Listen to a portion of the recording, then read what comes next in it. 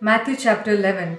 After Jesus had finished instructing his 12 disciples, he went on from there to teach and preach in the towns of Galilee. When John, who was in prison, heard about the deeds of the Messiah, he sent his disciples to ask him, "Are you the one who is to come, or should we expect someone else?" Jesus replied, "Go back and report to John what you hear and see. The blind receive sight, the lame walk, those who have leprosy are cleansed, the deaf hear, the dead are raised, and the good news is proclaimed to the poor. Blessed is anyone who does not stumble on account of me." As John's disciples were leaving, Jesus began to speak to the crowd about John. What did you go out into the wilderness to see? A reed swaying by the wind? If not, what did you go out to see? A man dressed in fine clothes? No, those who wear fine clothes are in king's palaces. Then what did you go out to see? A prophet? Yes, I tell you, and more than a prophet. This is the one about whom it is written, "I will send my messenger ahead of you, who will prepare your way before you." Truly I tell you, among those born of woman, there has not risen anyone greater than John the Baptist. Yet whoever is least in the kingdom of heaven is greater than he.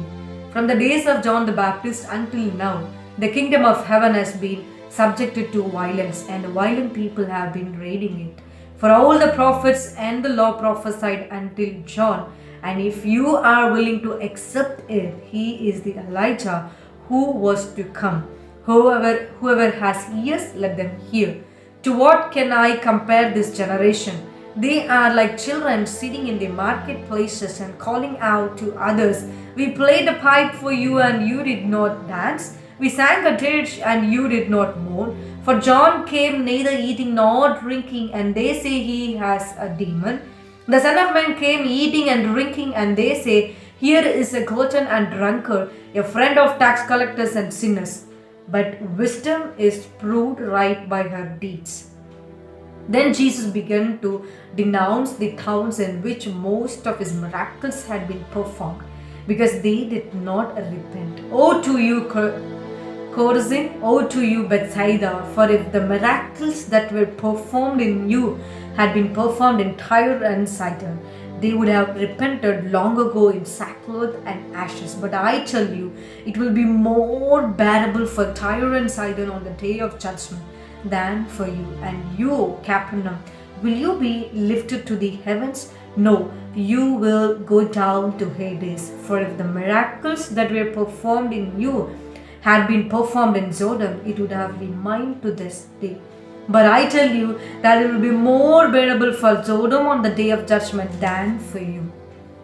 At that time, Jesus said, "I praise you, Father, Lord of heaven and earth, because you have hidden these things from the wise and learned and revealed them to little children.